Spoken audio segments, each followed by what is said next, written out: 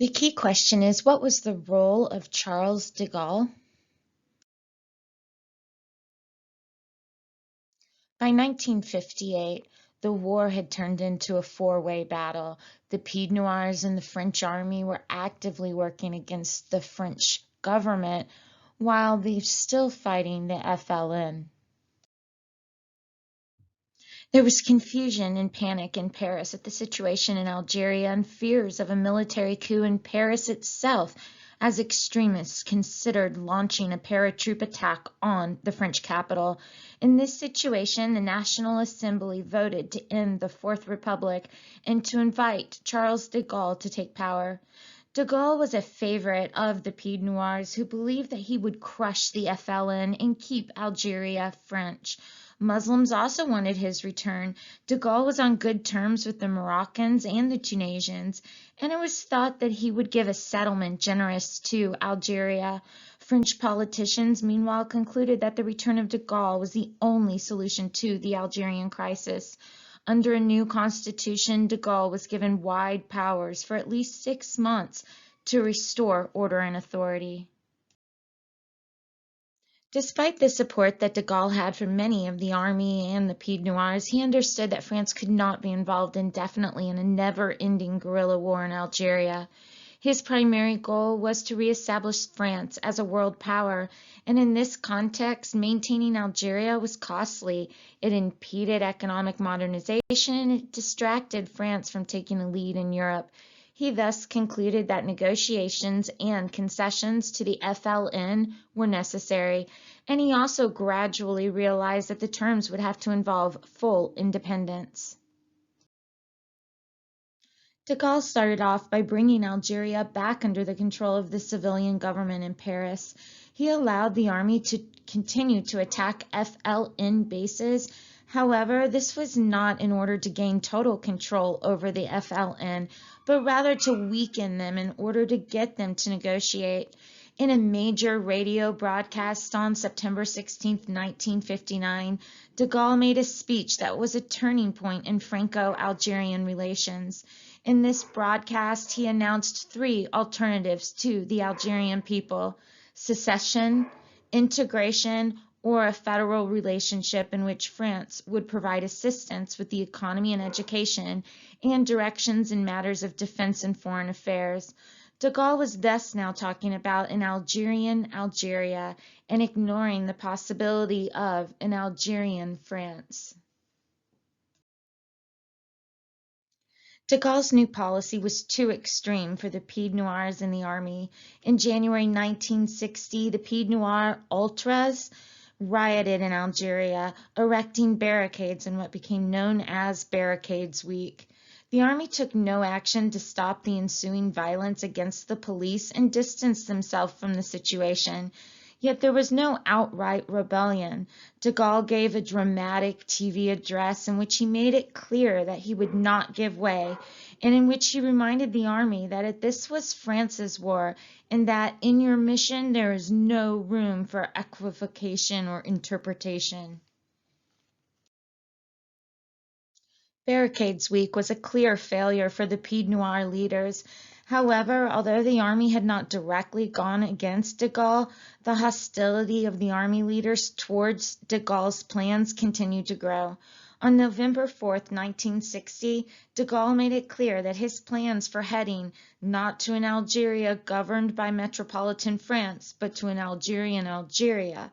This declaration was followed by a referendum on his policy, in which the French voted overwhelmingly in favor of de Gaulle's position, giving him a free hand to deal with Algeria.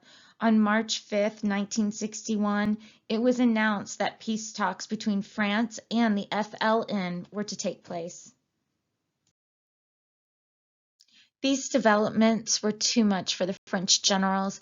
Before the peace talks could begin, the generals' insurrection occurred when the 1st Foreign Paratroop Regiment, led by General Maurice Schell, seized control of Algiers. Once again, de Gaulle used the media to end the crisis, making a radio broadcast to appeal directly to the troops, in which he said, "I know your courage, your pride, your discipline.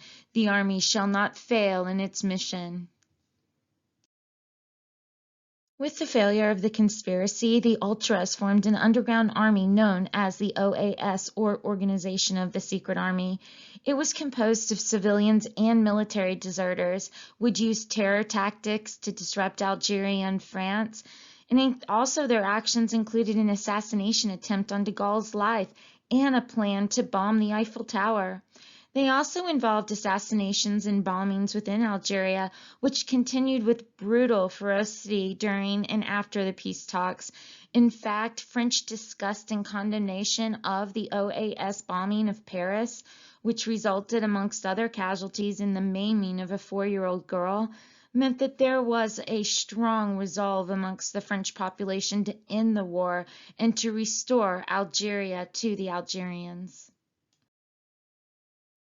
Meanwhile, despite the activities of the OAS, the peace talks started at Avion. The first talks failed because of problems over whether Algeria included the Sahara. However, by the second Avion conference, de Gaulle was impatient to end the war, so damaging to France's international standing, and so made far-reaching concessions. Instead of permanent guarantees for minorities, the rights of French citizens were protected for a period of 3 years, after which they could opt for Algerian citizenship. If they decided to keep French citizenship, they would not enjoy full civil rights in Algeria. Existing levels of the French economic and technical assistance were guaranteed for the same 3-year period, and French armed forces were to withdraw after 3 years, though France could retain the lease of a base for up to 15 years. Most important of all, France recognized the territorial integrity of Algeria and so gave up any hope of getting control of the Sahara and its oil, although French companies were allowed leasing rights to continue to develop oil fields. Another key question is, what were the results of the Algerian War? The Algerian conflict was one of the most violent of the post-1945 colonial wars. More than 250,000 Algerians were killed in the war, with possibly as many as 12,000 being killed in the last attempts of the OAS to prevent a settlement. In addition, thousands suffered through being uprooted from their homes and through the massive destruction of property. The departing PIED-NOIRS also destroyed buildings and facilities before they left.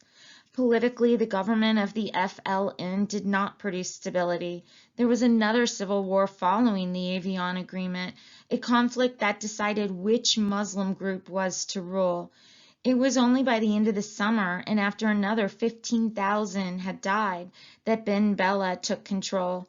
Ben Bella established a dictatorial system, purging former resistance fighters such as Farhat Abbas, who was expelled from the FLN in 1963.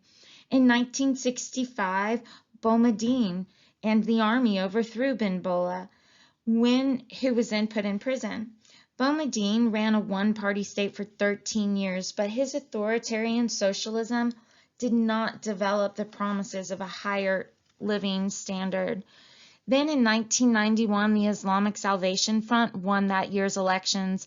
However, the results were canceled and military rule was imposed. A new civil war began as a result between the Algerian government and various Islamic rebel groups. It is estimated to have cost between 150,000 and 200,000 lives. The European population of Algeria departed en masse. Nearly 1 million returned to France, including most of the country's senior administrators.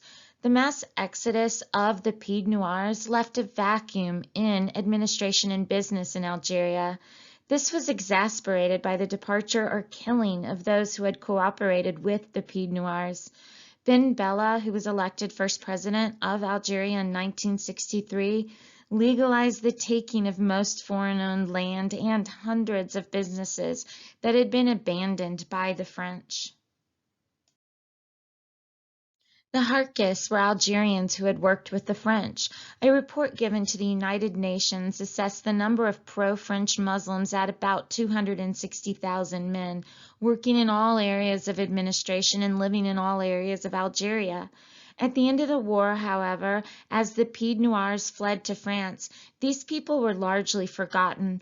Thousands were massacred after Algerian independence, while those that did get to France, some 90,000, found great difficulties integrating into French society. Algeria was France's last major act of decolonization. Official French casualties were put at about 17,000 dead, 64,000 injured, and 1,000 missing. The war consumed 50 to 60% of the French military budget and 10 to 15% of the total French budget from 1954 to 62. Yet, with the end of its overseas conflicts and renewed focus on Europe, France then experienced a period of prosperity. French links with Algeria continued as Boumediene continued a series of agreements with France for the development of mining and other industries. Many Algerians, particularly the HARKIS, also immigrated to France. Nevertheless, bitterness and controversy still exist between France and Algeria, with continuing debate over issues such as how the war is portrayed in French school textbooks, torture used by the French during the war, and the lack of recognition for the HARKIS.